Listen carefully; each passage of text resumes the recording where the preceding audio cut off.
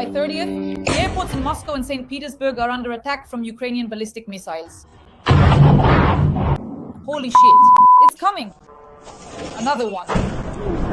Turn off the lights. Ballistic missile threat at Vnukovo. Panic, evacuation. Just terrible. This is insane. Explosion at Vnukovo. No drones involved.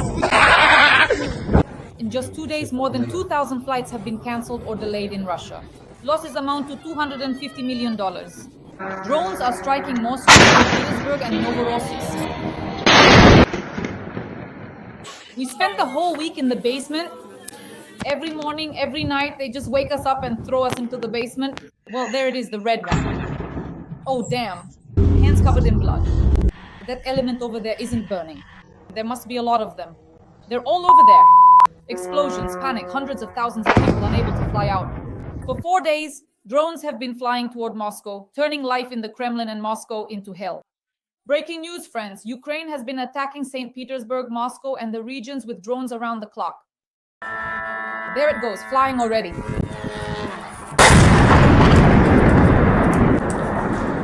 The cost of chaos in Russia is measured in billions of rubles, more than $230 million. An air disaster in Russia, which was the result of large-scale drone attacks and strikes on the territory of Moscow, St. Petersburg, and other regions. It's flying. Another one. Turn off the lights, damn it! Turn off the lights. He asks to record it in a circle here. Hands covered in blood. 400 flights have been cancelled. This is just insane. Everyone's flights are cancelled. Kazan cancelled. Airports are paralyzed. Sheremetyevo, Pulkovo, Nizhny. People are crying, spending the night on the floor.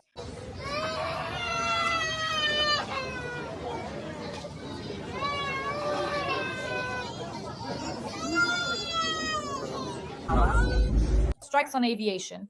The strategic base in Engels, the tactical one in Borisoglepsk, the fleet in Novorossiysk, as well as the Pacific Fleet, are all under attack.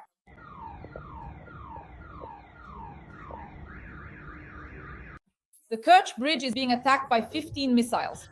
A tanker carrying ammonia in Ust-Luga has been blown up. But who is paying for all this? What does this mean personally for Russians and for the market? We'll find out now from the well-known economist and professor Igor Lipsitz.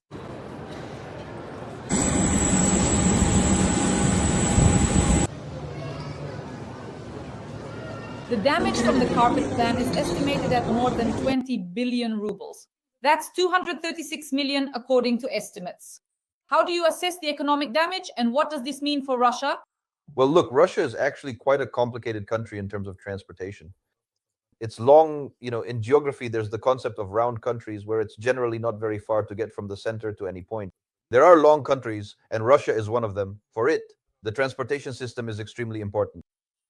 And the problem now is that Russia's civil aviation is in crisis.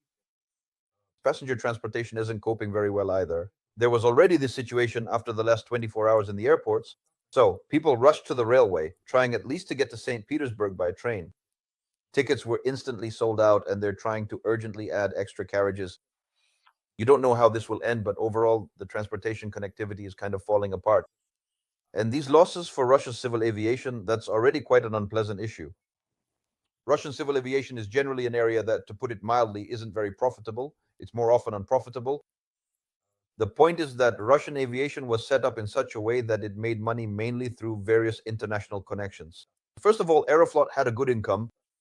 All foreign companies flying through Russian airspace had to pay for it. Transport routes from Russia led to Asia and accordingly back. And Aeroflot received payments for the use of Russian airspace by planes making transit flights. Now, this is almost gone. If you look at the air map somewhere on Flight Radar, you'll see that there are far fewer traces of planes in Russian airspace, and of course, this income has disappeared. Next, Russian companies used to actively earn money by transporting Russian tourists all over the world. But now, Russian tourists have suddenly stopped traveling abroad. There's no need to say that some people went to Dubai or some went to Egypt. These flows are nothing like what they used to be. Even the demand for foreign currency in Russia has sharply decreased precisely because, essentially, outbound tourism has practically died. Accordingly, airlines can't transport passengers. There used to be huge profits. Just in the summer, there was a flood of charter flights that airlines made a lot of money on. Now that's gone, and domestic flights within Russia aren't very profitable. They're actually loss making. And to this day, the Russian government subsidizes domestic flights so that Russians can travel around the country. Because if people can't travel around the country, then it's not really a country, right? In other words, you don't get the sense that it's a unified country if you can't get anywhere. But now that's exactly the situation that's taking shape. No amount of money can solve the security problems at major Russian airports. As a result, they're starting to go out of operation. This means huge losses for Russian airlines. I repeat, they're already in a difficult situation as it is. So what they're going to do next is unclear. Of course, they'll ask the government for subsidies, and that would be fair because it's the government that got them into this mess. It was the government that started the war, not the airline. Now, the airlines are suffering, but I'm afraid they won't get any money because right now there's no money for anything except the war. And we're already seeing this trend. Those who are suffering are going to the Ministry of Finance to ask for money, but they're being refused. For example, there was already a case. Right now, Russia's coal industry is in a huge crisis. To support it, they introduced reduced tariffs for coal transportation. But then the losses fell on Russian railways, RZD. RZD went to the government basically crying out, give us subsidies to cover the losses we're taking so that Russia's coal industry doesn't die out quickly. But let's say they told them it wasn't their turn and no subsidies were given, and so on. So in this sense, it will generally be difficult to close the gap in the airline industry's economy. That's why I think that closer to autumn, we'll see some very unpleasant stories related to the bankruptcy of Russian airlines and industry consolidation. And soon, there may be only Aeroflot left in Russia. Apparently, the other airlines won't survive, but I think that's the picture. Igor Vladimirovich, regarding the lack of communication, the internet not working, YouTube being down, we've noticed that after the special operation Web, even Russian war correspondents report that not only major cities, but the entire territory of Russia is experiencing signal jamming. Both communication and internet are being blocked. This is how they are trying to fight against special operations and Ukrainian intelligence services. How does this affect the lives of ordinary Russians? Well, it means that Russians are completely falling out of global civilization. This might seem like a strange topic to some, but I have friends who recently went to Russia for a while to visit their parents, and they were horrified, saying, we ended up in some kind of black zone, you know. Nothing works, nothing is possible. We can't go out into the world at all. They said, we try one VPN after another, and not a single VPN works. After the first connection, the second attempt is immediately detected, the VPN is diagnosed, and then it stops working. So you end up, how should I put it, in a soundproof room. You can't connect with the world in any way. You can't communicate with anyone. You can't work remotely. You're locked inside Russia's information space. And in general, this is, of course, a terrifying situation. It has a significant impact. You know, I noticed this quite clearly. My number of views on YouTube has dropped because many Russians simply can't watch. Now I've switched, to recording all my streams. I've also made audio files and created a special audio channel on Telegram so that people can at least listen to my interviews, including yours, which will be available in audio format. Audio can still somehow be listened to directly from Telegram, but watching is no longer possible. In other words, people are being cut off from gaming sites. As you can see, people are being cut off from WhatsApp, from Telegram, and gradually from YouTube as well. So basically, it's becoming a closed system. I would say that an informational concentration camp is being formed. Russians used to claim that the war didn't affect them in any way, that it was happening somewhere out there on the periphery. This so-called special military operation has nothing to do with us at all. But now the war has reached them quite directly through cancelled flights and the disappearance of the ability to live in the information space. Well, as they say, you reap what you sow. Dear audience, Igor Vladimirovich has just asked a question. We're interested in the geography of our viewers. Where are you watching us from? Write in the comments where you're watching from, which city, which country, and whether you're using a VPN or not. Write a few kind words in support of Ukraine. How is your connection? Because we work for an audience all over the world so that people know the truth about Russian aggression and Russia's war against Ukraine. That's why every comment and every subscription means that you are on the side of light. Igor Vladimirovich, regarding an important topic, these attacks on airfields from both an economic and military perspective. How much does it actually cost to restore infrastructure after a strike in Engels, in Borisovlevsk, after the strikes on key military strategic airfields during Operation Web? And how do such strikes on strategic aviation in general affect the military budget and Russia's ability to keep fighting for years to come? Well, look, the situation is quite interesting. There was a report that Russia is trying to expand its plant for producing strategic bombers, because up to now, Russian aviation has, in general, lost this capability. Well, how should I put it? There was a time when Russia was a very great, powerful, and renowned aviation power. There were quite good designers and there were good combat aircraft, and we remember that situation. I still remember from my childhood all those stories about fierce battles in the skies over Korea and Vietnam, where Soviet pilots disguising themselves as Vietnamese fought against American pilots.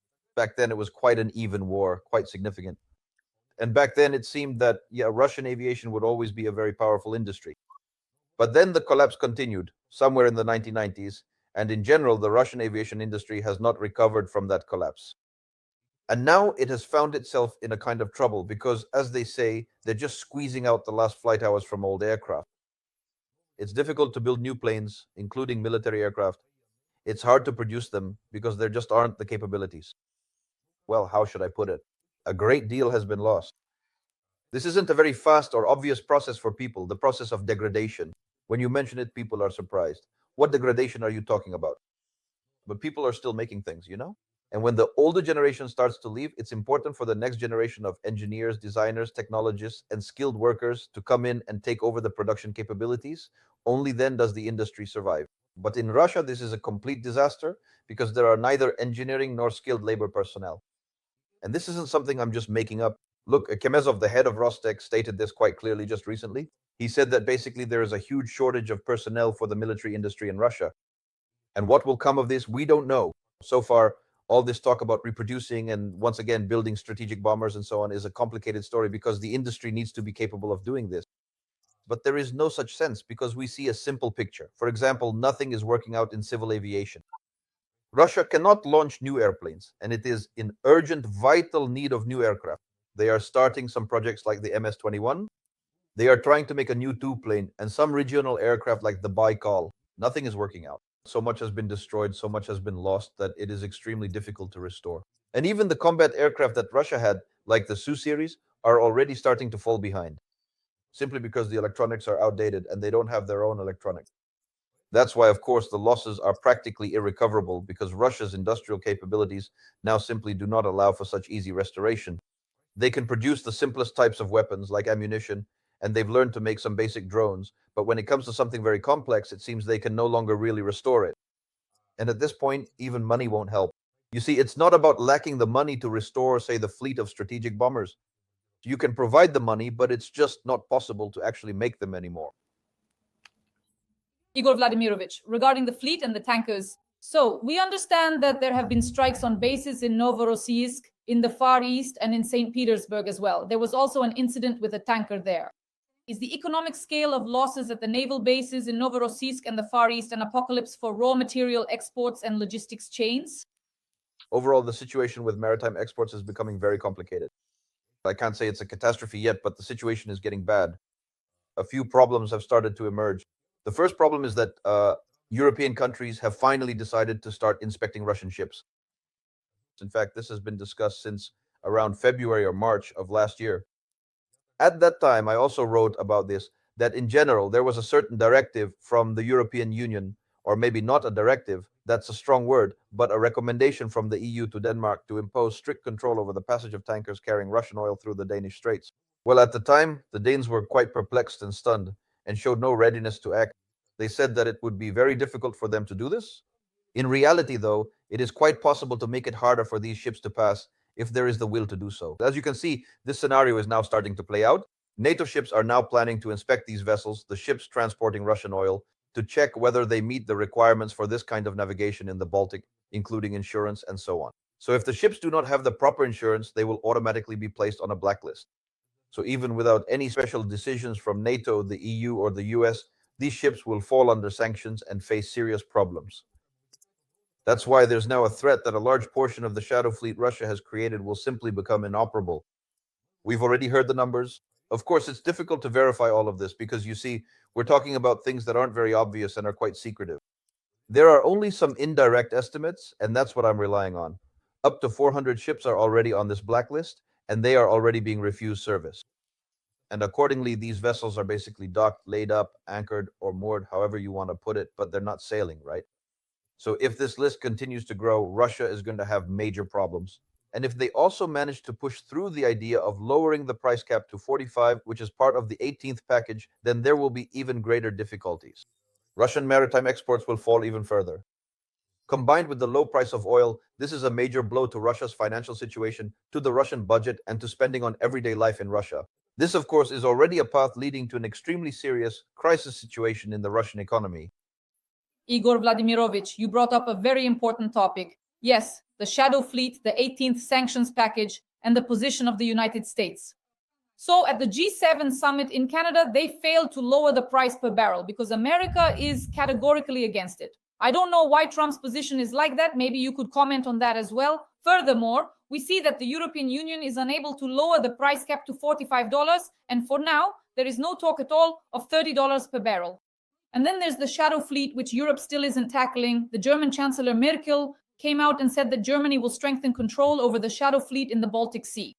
As far as I understand, even if Europe, for example, adopts the 18th package of sanctions and lowers the price of oil, let's say to $45 per barrel, America will still ensure ships that transport oil at a higher price because it's in their interest. What should be done in such a situation? Do you really believe that this collapse between Europe, Donald Trump, and the shadow fleet, which moves around freely without oversight, could actually cause the kinds of problems for Russia that are so necessary? Well, look, I wouldn't be so pessimistic about the $45 in the 18th package. The attempt is still ongoing. Right? As you know, so far only Slovakia and Hungary are blocking it. But the European Union in this regard is starting to learn something and is working out ways to bypass these blockades from Hungary and Slovakia because they are always against it. They're practically a fifth column within the EU. I don't understand how they can continue to put up with this, the European Union, but that's their problem. Therefore, of course, there may be some solutions where they still manage to implement this price cap, and that would already be significant because then, as they say, America is far away, but the ships, are sailing around Europe. They leave from Kuibyshev Luka and go around Europe. And accordingly, if not a single European port will service them, they will have quite significant problems. So in this sense, I wouldn't lose hope for 45 in the 18th European package. And the US doesn't even benefit there, right? And you mentioned the word benefit. No, the US doesn't gain anything from Russia exporting oil, right?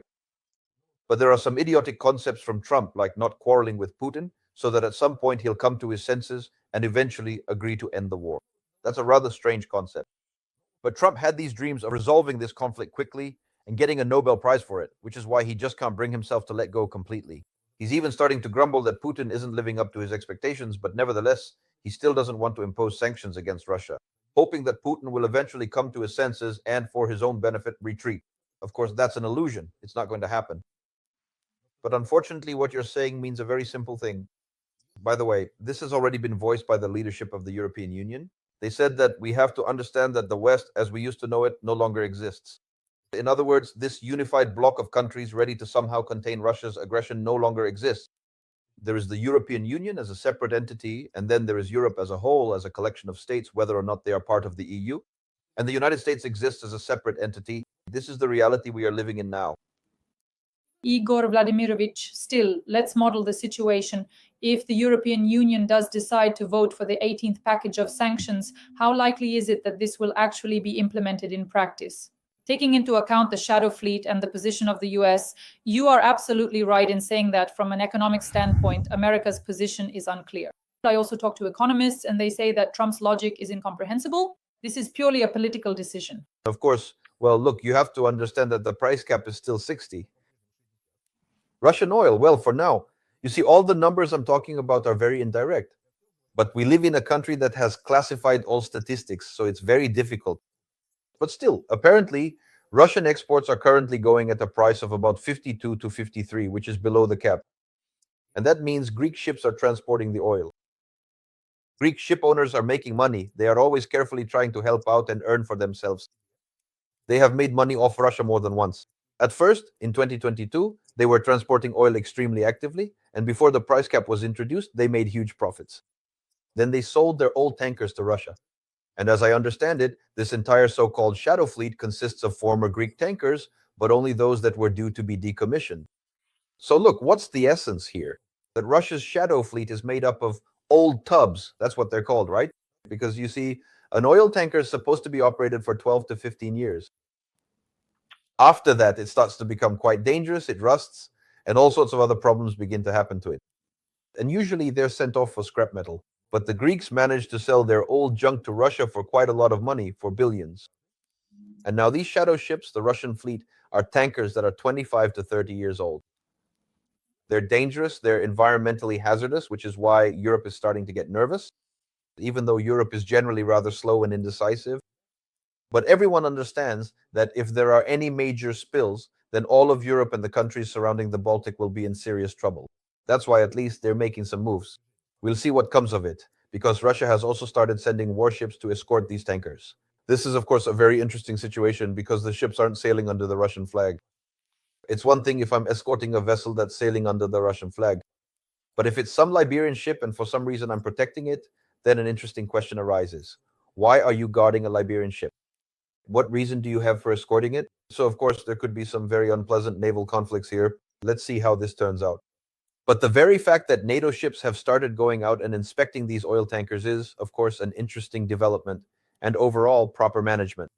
So if the cap is set at 45, the Greeks will stop transporting. They're afraid of this because, after all, nobody wants to end up under sanctions. A vessel that falls under sanctions can practically no longer operate. Even if it carries other cargo, once it's sanctioned, it's essentially lost. But nobody wants to lose their asset. So if the cap is set at 45 now, the Greeks will once again stop transporting Russian oil. This would be a very serious blow to Russian oil exports and consequently to the budget's revenues. Igor Vladimirovich, regarding American sanctions, I checked today. Trump once again said that Russia is completely under sanctions. Putin is fighting. Putin is a fighter, a professional. That's a quote. But still, in my opinion, the sanctions against Russia are not enough. Everything possible needs to be done to make it stop completely. And it's clear that the entire civilized world believes that sanctions should be applied as forcefully as possible. American sanctions, 50% tariffs, seem unrealistic to me. But what about Blumenthal and Lindsey Graham? Do you think they could lower them, say, make it 20%, 50%, or even 100% on secondary sanctions? Countries that buy Russian gas, oil, petroleum products, and raw materials like China and India would simply stop doing so. What do you think? Well, first of all, let's see in what form the bill will be passed. Because bills change, like now they've passed the big, beautiful bill, and some things were dropped from it as well, right? There were a few rather outrageous provisions that were dropped during the approval process because they were completely insane. And in the end, they were thrown out because, well, European countries made it clear to the US that if those were adopted, the response would be so strong, it would be hard to handle. And in this sense, the US would face very strong retaliatory sanctions. So it would be better if those decisions were not adopted. For example, one of the sections, I think it was number 899, was simply removed. So let's see in what form the big, beautiful bill is actually passed. And now let's see how Lindsey Graham will get this bill passed. I'll put it this way. I paid attention to Graham's words after he played golf. Notice how absurd our lives have become. We're discussing politicians' statements after they've played golf with the US president, right? This is a kind of debased political system, but we are forced to live in this vulgar political world. It's absolutely disgusting. So he said something like, the president and I had a talk. At least he didn't use the word hashed it out, but their mechanics and vocabulary are pretty much like that. In fact, Trump's language is kind of thuggish. So the president and I had a talk, and our task is to speed up the adoption of the bill in order to arm the president with this bill. If we translate this into concrete terms, it means that this bill started out as a direct action bill, introducing 500% tariffs for countries buying Russian energy resources. And most likely, it will be adopted as a secondary action law, granting the US president the right to impose such tariffs. And whether he actually imposes them or not, well, just look at Trump. Sometimes he does, sometimes he doesn't. So I would say that Lindsey Graham's bill was a big swing, but in reality, it could end up being a completely meaningless piece of paper. Igor Vadimovich, regarding inflation, poverty, and the general risk of social unrest, we are actually seeing conflicts surrounding national minorities. All of this may even be connected to the construction industry. I spoke with an economist, and he said that the worse the Russian economy performs, the more representatives of ethnic minorities will form their own power blocks, and there will be certain military or paramilitary conflicts. That's how he put it, quite diplomatically. Regarding inflation and poverty, is there a risk of a new wave of poverty and social unrest within Russia? I'm interested in your opinion. The risk of poverty is high. I actually have an article that should be published in the next few days. Maybe it even came out today. I haven't checked yet, in Republic, where I discuss this. So, at the St. Petersburg Forum, Putin declared that Russia is entering an era of a high-wage economy. Incredibly beautiful words. Absolutely false, absolutely meaningless, but beautifully said. You see, he's a real master of political demagoguery. In reality, Russia is entering a period of declining living standards because wage growth in Russia has stopped while the cost of living continues to rise. July 1st was actually the first blow, a serious one this year.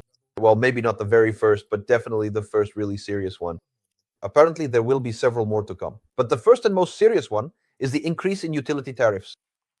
Right now, I'm receiving letters from all over the country from people telling me about the increases they've experienced.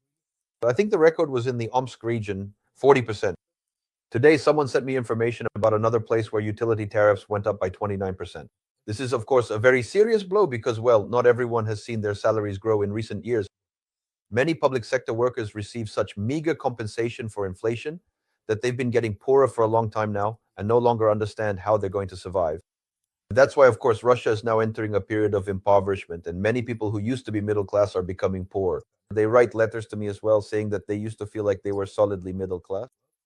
At the very least, we could generally afford all the goods necessary for a normal family life.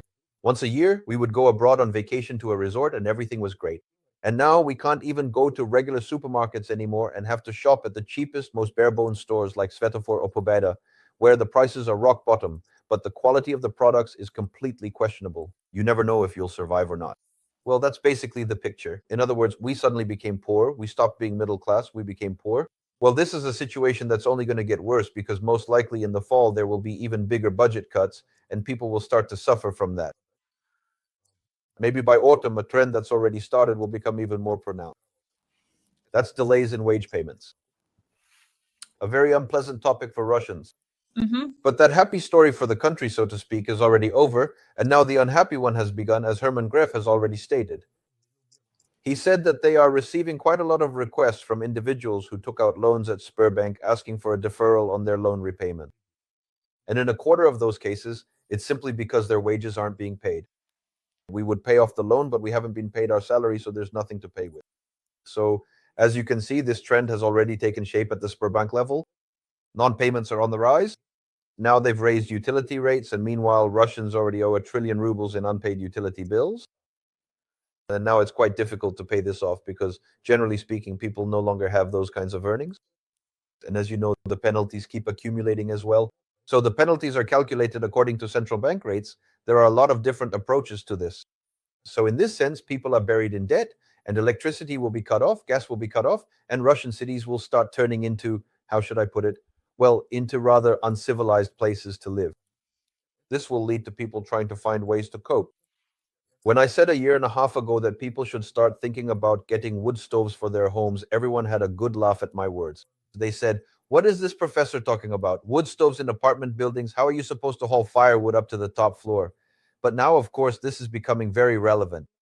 For now, people have started bringing gas cylinders into their apartments, which is why explosions have started happening in apartments, because people aren't very skilled at handling this gas.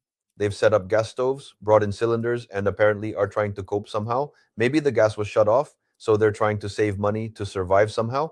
Well, all of this ends in explosions. Recently, there were as many as 3 explosions in a single day.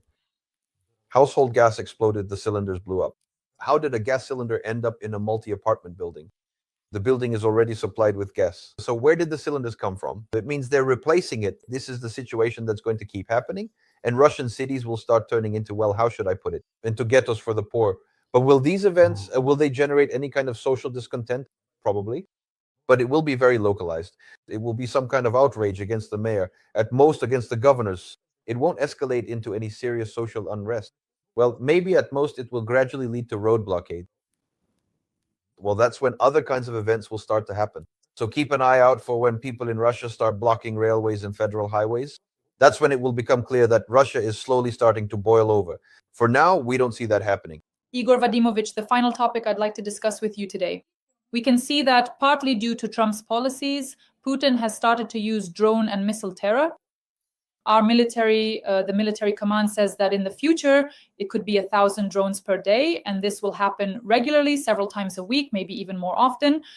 In short, Putin is ramping up production. And here, from an economic and military perspective, I'd like to ask you, how much longer can the military machine continue this terror against Ukraine and scale it up? Well, scaling it up is probably not very likely, but continuing it is possible because, of course, notice that Putin has said that Russia is already excessively burdened by military spending and that military expenses need to be reduced. He said this in Minsk. But I don't think they're going to cut all military spending to the maximum. They'll cut spending on the production of those types of weapons that aren't very effective. Well, for example, it's unlikely they'll be producing new Russian tanks. As you know, that's a weapon that hasn't performed very well, Russian tanks. No one has seen any Armata tanks on the battlefield, as you can see. Even though there were claims that this was a terrifying tank and it would guarantee victory for the Russian army and everything would be accomplished instantly. None of that happened. But they are producing drones, they're ramping up production of this kind of simple equipment, and they're sourcing some electronics through China. And this will continue. As long as Russia doesn't collapse, Russia will keep producing a lot of weapons, and you'll have to fight against that.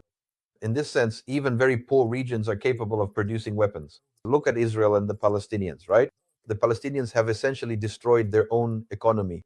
Their population lives in poverty, but all sorts of nasty, vile military means. They produce them and periodically try to launch them. What does Israel do? It creates the Iron Dome. It develops lasers for interception. I think Ukraine has only one option: to keep developing ever more powerful air defense systems and to destroy as many launched weapons as possible. I wouldn't count on Russia suddenly weakening and stopping production of these weapons anytime soon. Dear audience, please like this video, write a few kind words in support of Ukraine in the comments, and subscribe to Igor Lipsis's YouTube channel. This is very important. The link will be in the description. Subscribe to my YouTube channel, Dasha Shaslivaya. We work for an audience all over the world so that people know the truth about Russian aggression, about Russia's war against Ukraine. Today, we discuss the war economy and the ability of the Russian war machine to continue waging war, together with a well-known economist and professor. See you next time. Thank you. All the best. Goodbye.